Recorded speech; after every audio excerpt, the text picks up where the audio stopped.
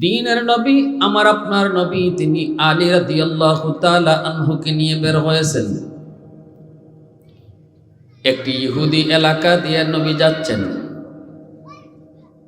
একজন মুসলমান দৌড়ায় নবীর কাছে আসলো, এসে বলতেছে, ইয়া রাসূলুল্লাহ, ওগো নবীজি, এই এলাকার সবগুলি মানুষ ইহুদি ছিল,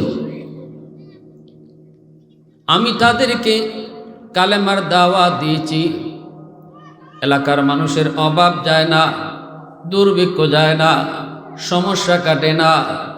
আমি তাদেরকে বললাম, তোমরা যদি কালেমা পড়ো, এক আল্লাহতে বিশ্বাসী হও, কারণ সমস্যা সমাধানের মালিক মূর্তিও না, বটগাছও না, তুলসী গাছও না, গঙ্গা নদীও না, সমস্যা সমাধানের মালিককে আওয়াজ দিয়া বলেন, মুশকিল কুশা একমাত্র কে?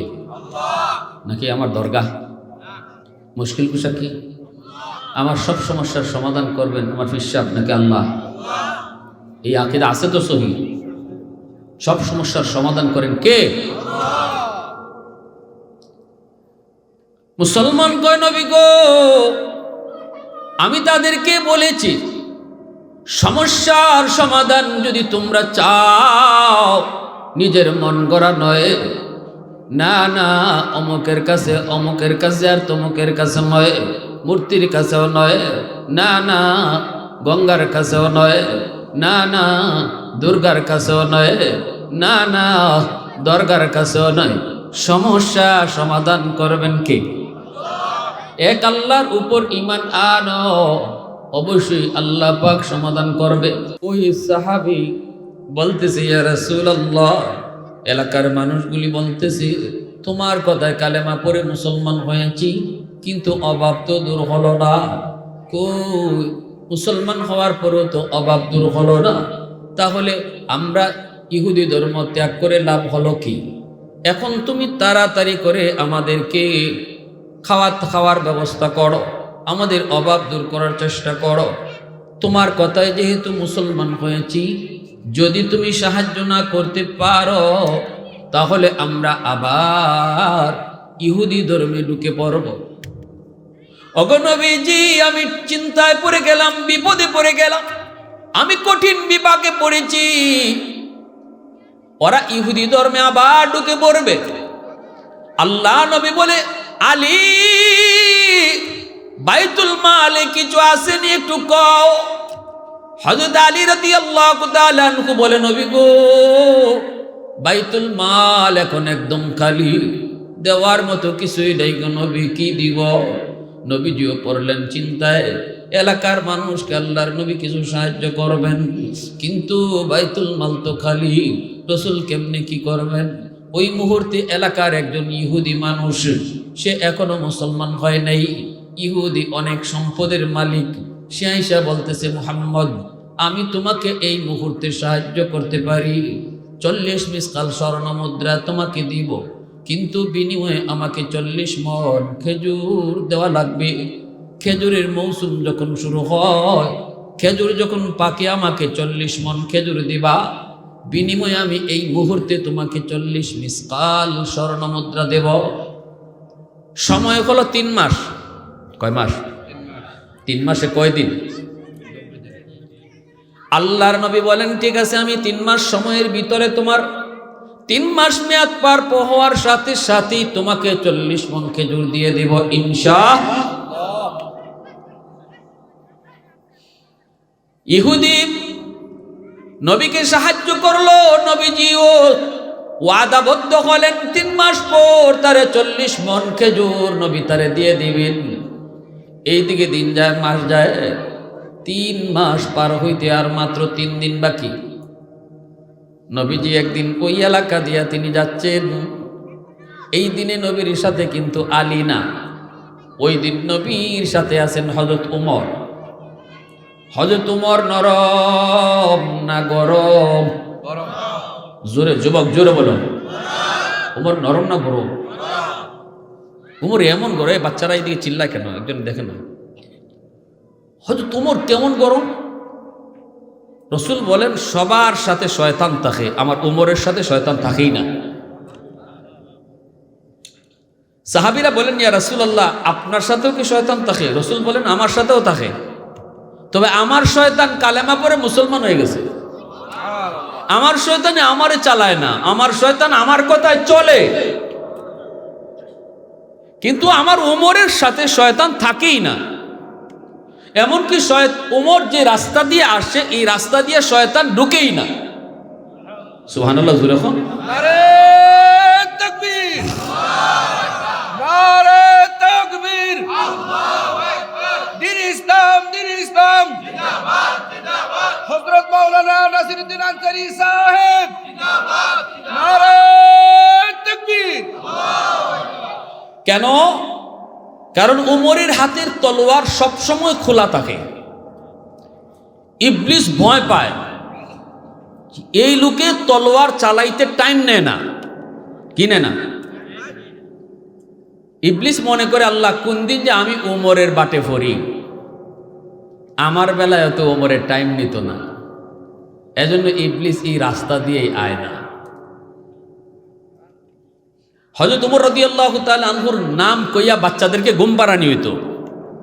ছোট ছোট বাচ্চারা কান্দে, উমর আইতেছে, হযরত উমর আসতেছে, বাচ্চার কান্না বন্ধ, ঘুম পড়ি ঘুমাই যেত।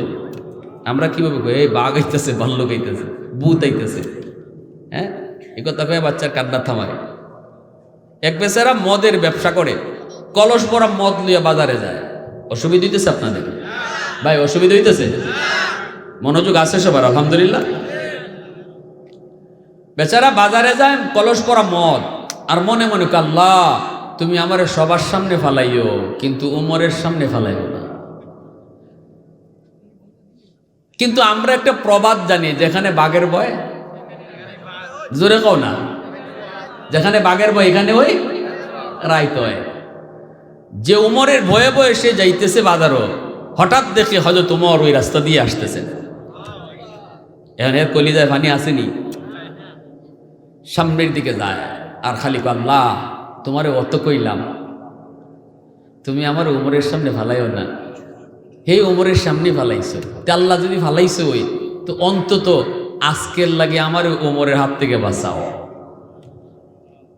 আর ওই রাস্তার কিনারা দিয়া যায়, আল্লাহ আমার হয়তো তোমারে না দেখেন, কোনো রকম নিয়ে আমি চলে যেতে পারি।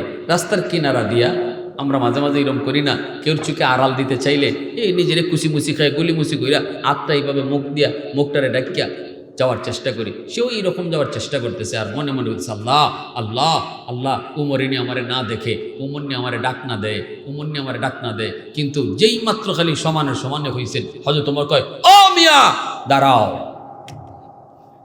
কি বুঝেন? এই অবস্থায় তার কলিজায় পানি আসেনি? হ্যাঁ,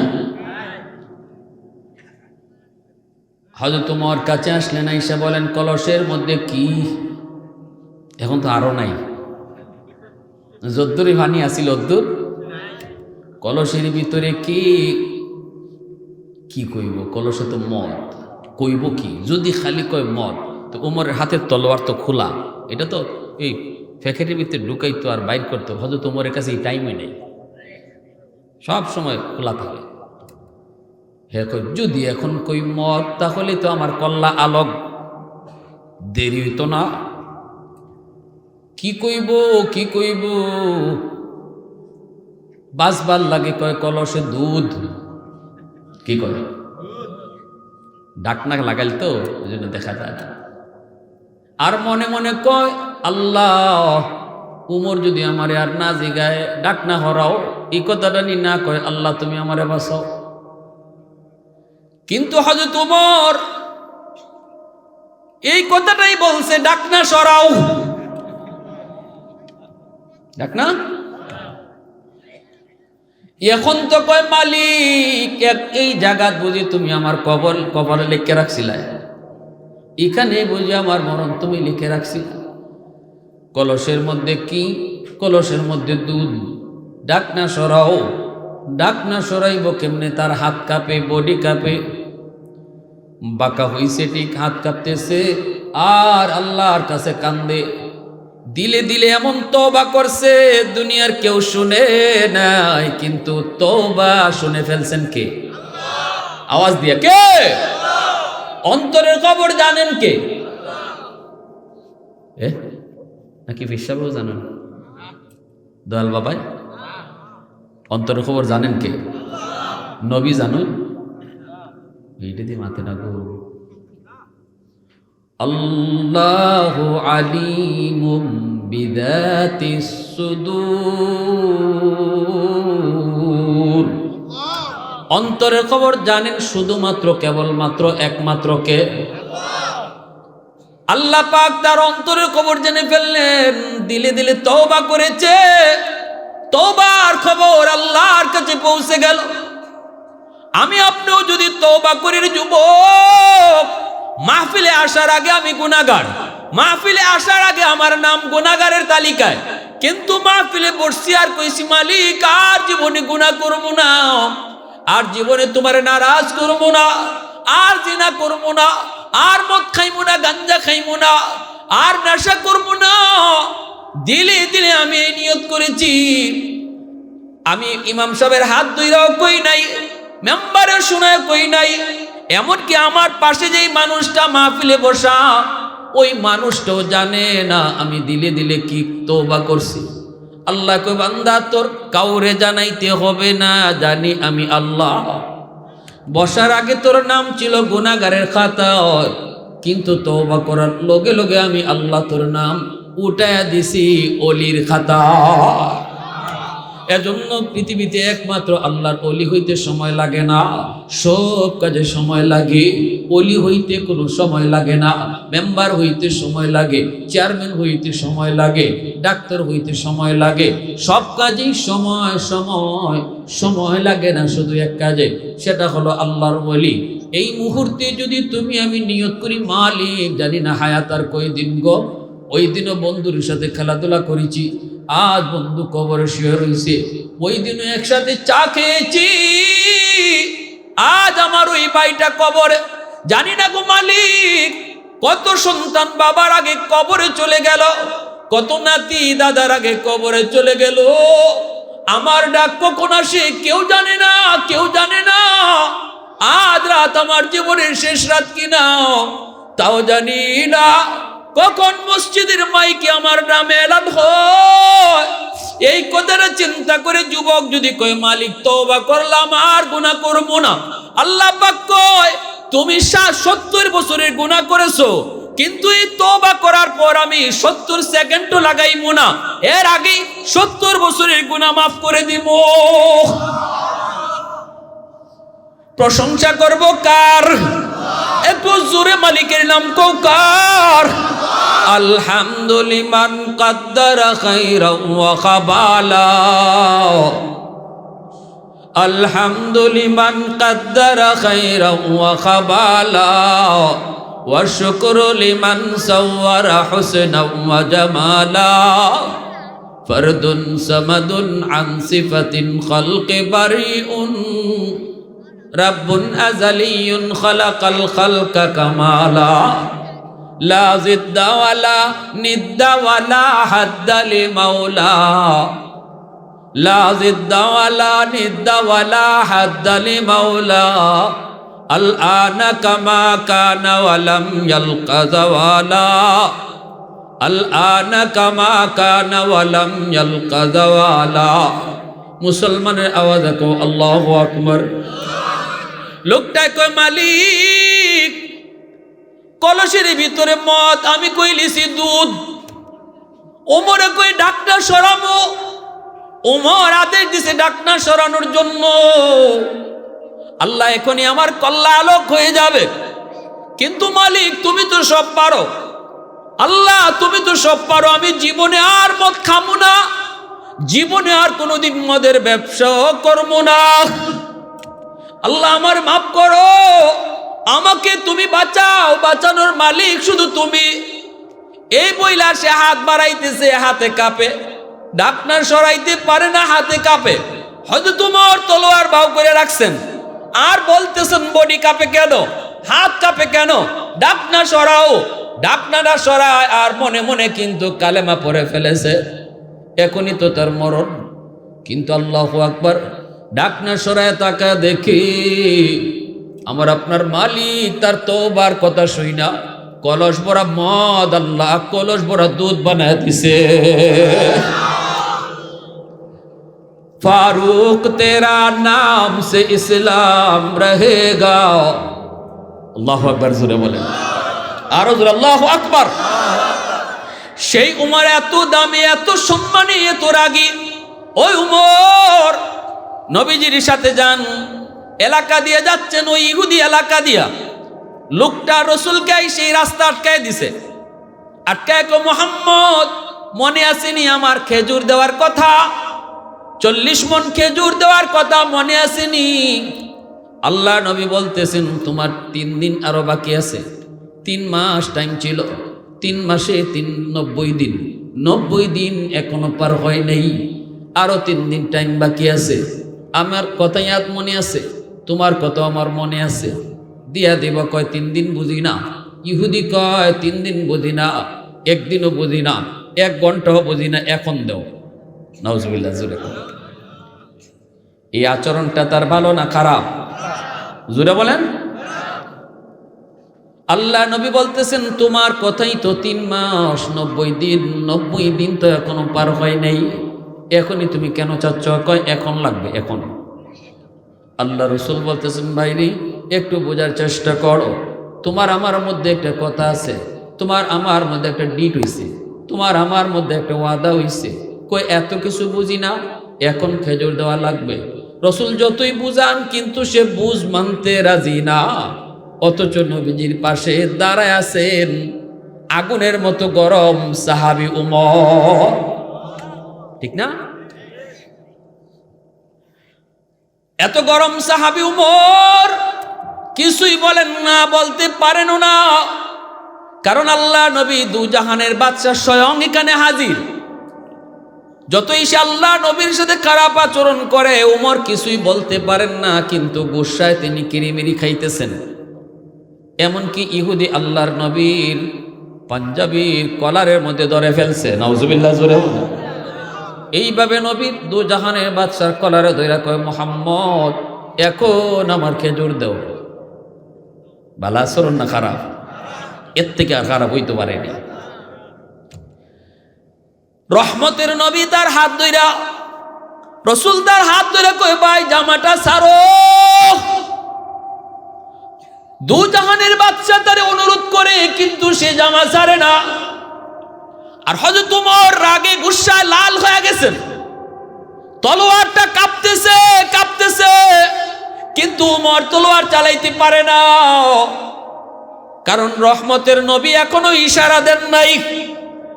আজ যদি দুজাহানের বাদশা এখানে না থাকতেন তাহলে ওমরের তলোয়ার থেকে এই লোকরে বাঁচাইবার সাধ্য কারো ছিল না।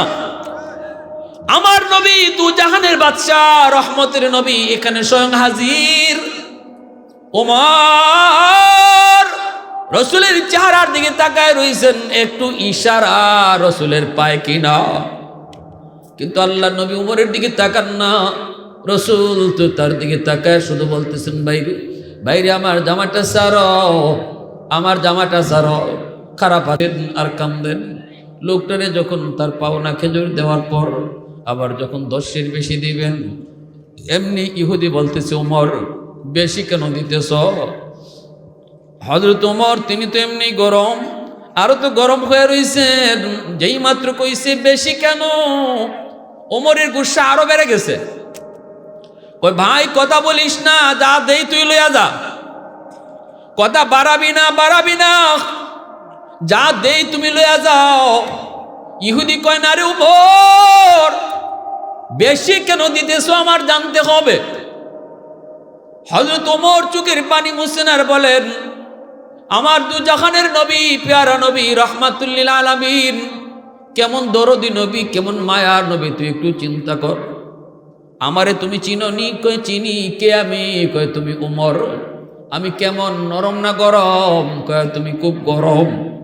আমি এত গরম সাহাবী, রসুলের সামনে থাকার পরও তুমি নবীর সাথে যেই খারাপ আচরণ করেছো, আমি ওমর কিছুই করতে পারলাম না, কিছুই করতে পারলাম না, কারণ দুজাহানের বাদশা স্বয়ং এই জায়গায় হাজির।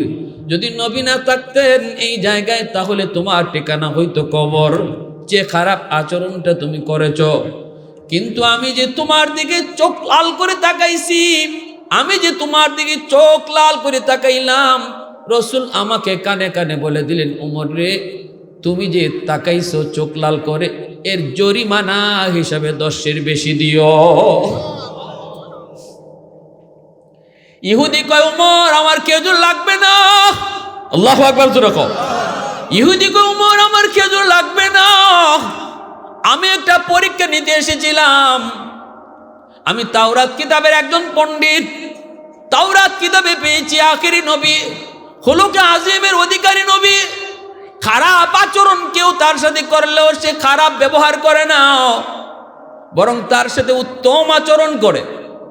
আমি মুহাম্মদুর রাসূলুল্লাহর যতগুলি আলামত তাওরাত কিতাবে ছিল সবগুলি আমি ওনার কাছে পেয়েছি, কিন্তু একটা আলামত পাওয়া এখনো বাকি ছিল রে উমর, সেটা হলো খারাপ আচরণের ব্যবহার ইনি খারাপ দিয়ে দেন না, ভালো আচরণ দিয়ে তিনি এর বদলা দেন। এটাই শুধু পাওয়া আমার বাকি ছিল। আমি আজকে নিজে ইচ্ছা করে খারাপ আচরণ করেছি, এই আলামতটা পাওয়ার জন্য, শেষ বৈশিষ্ট্যটা জানার জন্য। এটাও আজকে আমি পেয়ে গেছি, অতএব আমি আর দেরি করতে চাই না, এখনই কালেমা পড়ায়া নবীর দরবারে নিয়ে চলো। ফারুক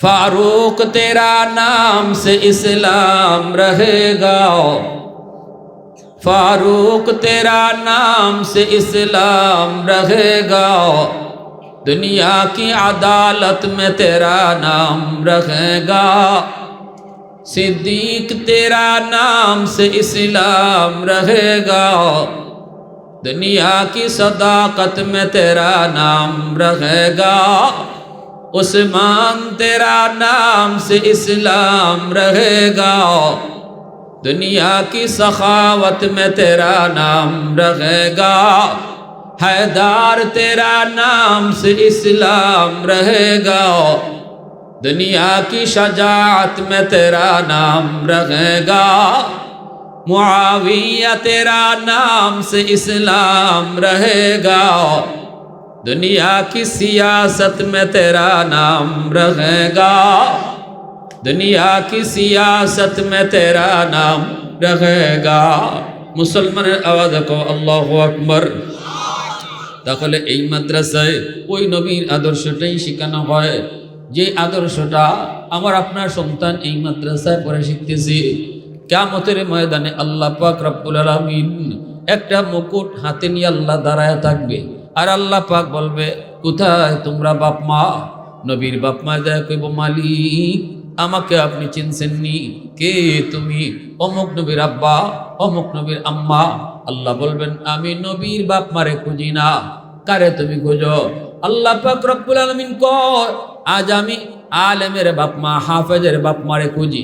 দুনিয়ার জমিনে তার সন্তানের মাথায় পাগড়ি দিছে মানুষ, দুনিয়ার জমিনে তার সন্তানের মাথায় পাগড়ি দিছে উস্তাদগণ, কিন্তু হাসরের ময়দানে তারা বাপ মার মাথায় পাগড়ি দিমু আমি আল্লাহ নিজে। মান কারা আল কোরআন আমিলা বিমা ফিহি উলবিসা ওয়ালিদাহু তাজান ইয়াউমাল কিয়ামা দাউহু আহসানু মিন দাউইশ শামস। এমন এক পাওয়ার, এমন পাওয়ার হবে মুকুটের, এমন পাওয়ার হবে পাগড়ির। নবী বলেন যে এই পাওয়ারটা সূর্যের পাওয়ারের চেয়ে অনেক বেশি হবে। সুবহানাল্লাহ জোরে কও। তাহলে একজন হাফেজ আজকে পাগড়ি নিব আমাদের কাছ থেকে, কিন্তু হাফেজ সাহেবের বাপ মারে পাগড়ি পরাইব কেডায়? আওয়াজ আসতে কেন? জোরে বলেন। কোন দিন? হাসরের মাঠে। কোন দিন? জোরে বলেন। মানুষের সামনে আল্লাহ তারে বেইজ্জত করবে না। উলামায়ে কেরামের সিনার ভিতরে আল্লাহর কোরআনের নূর ঢুকাইছে, এটা আল্লাহ পাকের একান্তই চয়েস। সুম্মা আওরাসনাল কিতাব আল্লাযীনা ইসতাফাইনা মিন ইবাদিনা। আল্লাহ পাক কই জানোনি? জানোনি আমার হাজারো বান্দা বান্দির ভিতর থেকে যার সিনাকে আমি আল্লাহ চয়েস করেছি, ওই সিনার ভিতরে আমি কোরআনের নূর ঢুকাইছি, আমার কোরআন আমানত রাখছি। যেই সিনারে আমি চয়েস করেছি, নবী আল্লাহ পাক রব্বুল আলামিন চয়েস করে বানায়। আমলের মাধ্যমে আব্দুল কাদের জিলানী হওয়া যায়, আমলের মাধ্যমে নবী হওয়া যায় না। নবী আল্লাহ পাক রব্বুল আলামিনের নির্বাচন, নবী নির্বাচনের ক্ষেত্রে আল্লাহ যেই শব্দ ব্যবহার করেছেন, কে আলেম হবে, কে মুফতি হবে, কে হাফেজ হবে, তার নির্বাচনের ক্ষেত্রে আল্লাহ ওই শব্দই ব্যবহার করেছে। সুবহানাল্লাহ। এজন্য রিকশাওয়ালার সন্তানের সিনায় আল্লাহ পাক কোরআন দেয়, কিন্তু মন্ত্রীর ফুতের সিনার মধ্যে আল্লাহ কোরআন দেয় না। তাহলে বোঝা গেল হাফেজে কোরআনের ডিগ্রি পাওয়ার দিয়া লওয়া যায় না, টাকা দিয়া কিনাও যায় না। এটা একান্তই কার দয়া? একটু আওয়াজ দেয়া বলো না, কার দয়া?